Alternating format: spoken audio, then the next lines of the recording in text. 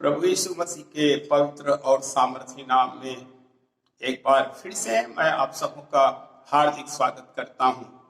मेरे प्रियो, पिछले वीडियो में हमने रोमियो की पत्री उसके 12 अध्याय 9 वचन से लेकर आगे के वचनों में जो पौलुस द्वारा रोम की कलीसिया को जो निर्देश दिए गए हैं उनके विषय में हमने मनन किया। आज तीसरे पार्ट के अंतर्गत हम 13 वचन से यहाँ पे मनन करेंगे। यहाँ पर लिखा है कि पवित्र लोगों को अर्थात सेवकों को या साथी विश्वासियों को जो आवश्यकता में है हमें उनकी सहायता करना है। जो वर्तमान का संसार है मेरे प्रियो, लोग केवल पाने की धुन में लगे रहते हैं। मेरे प्रियो, कैसे उसके पास एक गाड़ी है तो डबल हो जाए, एक जमीन है तो दूसरी जमीन हो जाए। ऐसे समय में एक मसीही को उन लोगों पर ध्यान लगाना चाहिए जो जरूरत में है, जो आवश्यकता में है, ऐसों की सहायता करना चाहिए। एक मसीही को इस बात को ध्यान में रखना चाहिए कि जो कुछ हम अपने पास रखते हैं उसे हम खो देते हैं, परंतु जो हम दूसरों को दे देते हैं वो हमारे पास रह जाता है। प्राचीन कलीसिया में हम देखते हैं मेरे प्रियो, प्रेरितों के काम में कि जिस विश्वासी को जिन चीजों की आवश्यकता होती थी वे आपस में बांट दिया करते थे। और मेरे प्रियो, पौलुस यह रोम की कलीसिया को बता रहा है कि यदि हमें पता चले कि कोई भाई या बहन जरूरत में है, चाहे कोई सेवक हो या विश्वासी भाई बहन हो, हमें उनकी सहायता करना चाहिए। अगली बात पौलुस कहता है, पहुनाई करने में लगे रहो, अर्थात हमें अतिथि सत्कार करना है।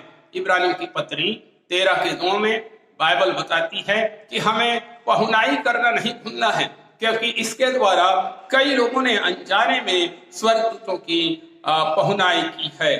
मेरे प्रिय, पहला पत्रस 4 अध्याय और 9 वचन में पौलुस कहता है कि एक दूसरे की हमें पहुनाई करना है।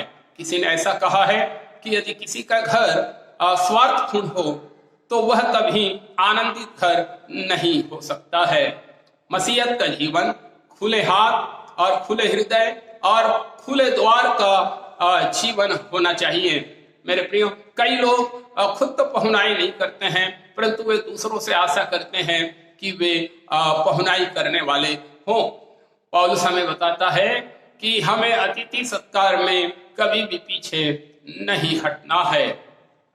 अगली बात यहाँ पे पौलुस कहता है, अपने सताने वालों को आशीष दो, उन्हें श्राप मत दो।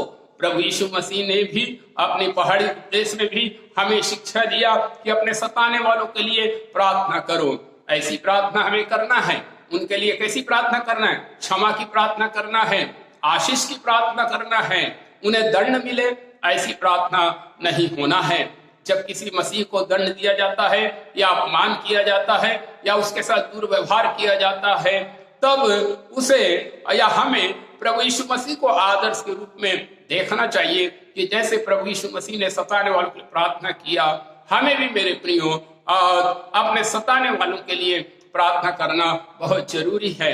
कई ऐसे लोग हैं अन्य जाति जिन्होंने विश्वासी के जीवन को देखकर कि कैसे वे अपने अपराधियों को क्षमा करते हैं, यीशु मसीह के अनुयायी बन गए हैं। या प्रभु यीशु मसीह से जो लोग घृणा करते थे, विश्वासियों को जीवन को देखकर कई लोग उसके अनुयायी बन गए हैं। पौलुस कहता है मेरे प्रियो आगे, आनंद करने वालों के साथ आनंद करो और जो रोने वाले हैं उनके साथ रो। किसी के शोक में सहभागी होना हमारे लिए मेरे प्रियो बहुत एक प्रेम का बंधन होता है। जो आंसुओं का बंधन होता है वो सबसे मजबूत बंधन होता है। इसलिए जब कोई दुखी होता है तो उसके दुख में खड़े होना एक मसीह होने के नाते हमारा सबसे बड़ी जिम्मेदारी है। मेरे प्रियो, किसी के आनंद में भी हमें आनंदित होना है। कई बार रोने वालों के साथ रोने की अपेक्षा आनंद वालों के साथ आनंदित होने के लिए हमें खुले हृदय की आवश्यकता है, क्योंकि वर्तमान समय में मेरे प्रियो किसी के सफलता में आनंद होने के बजाय लोग एक दूसरे से जलन या ईर्ष्या से भर जाते हैं।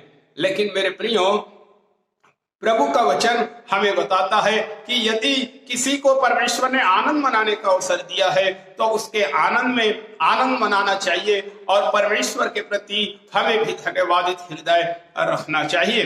आपस में पौलुस कहता है आपस में एक सा मन रखना है, जिसका अर्थ है आपस में एक ही भावना हमें रखना है। फिलिपियों की कलीसिया को लिखते हुए पौलुस फिलिपियों की पत्री उसके 2 अध्याय 2 पद में कहता है कि एक ही मन रखो, एक ही प्रेम, एक ही चित्त और एक ही मनसा रखो। अर्थात कलीसिया में सबों के बीच में एकता का होना बहुत जरूरी है। कोई छोटा या कोई बड़ा, कोई पुराना या कोई नया विश्वासी हो, सभी के अंदर एक ही उद्देश्य होना चाहिए कि हमारे हर कार्य से हमें प्रभु को महिमा हमें देना है। मेरे प्रियो 2 अध्याय 3 पद में पौलुस कहता है कि विरोध या झूठी बड़ाई के लिए कुछ ना करो। किसी बात का विरोध करने के लिए या लोग हमारी झूठी प्रशंसा करें, हमें कुछ भी ऐसी काम नहीं करना है मेरे प्रियो जिससे हम किसी का विरोध करें। मेरे प्रियो बाइबल के एक विद्वान ने कहा है कि कलीसिया की कोई विशेष शासन प्रणाली निर्धारित नहीं है, परंतु कलीसिया में शांति और मेल और कृपा और सद्भाव होना बहुत जरूरी है। इसलिए मेरे प्रियो जब मसीह समाज में फूट होती है तब कोई अच्छा काम करने की या होने की संभावना नहीं रह जाती है। आगे पौलुस कहता है अभिमानी ना हो, हमें अहंकारी नहीं होना है, हमें घमंडी नहीं होना है। कई लोग मेरे प्रियो अपने पद पर, अपने धनी होने पर या अपने बलवान होने पर, अपने पुराने होने पर कि मैं बहुत पुराना मेंबर हूं या मेरे परिवार में सेवा करने वाले लोग हुए हैं, इस बात पर घमंड करते हैं। परंतु मेरे प्रियो हमें किसी भी बात पर घमंड करने की आवश्यकता नहीं है। और इसलिए प्रभु का वचन कहता है कि हमें किसी बात पर घमंड नहीं करना है, परंतु घमंड करना है तो परमेश्वर पर घमंड करना है। नीति वचन की किताब 11 अध्याय और 2 वचन में सुलेमान कहता है कि जब अभिमान होता है तब अपमान भी होता है, परंतु नम्र लोगों में बुद्धि होती है। मेरे प्रियो कई बार लोग अभिमान के कारण या फूल जाते हैं और उसके बदले में उन्हें अपमान ही मिलता है। परंतु मेरे प्रियो परमेश्वर के वचन के अनुसार हमें अपनी किसी भी बात पर घमंड करने की आवश्यकता नहीं है।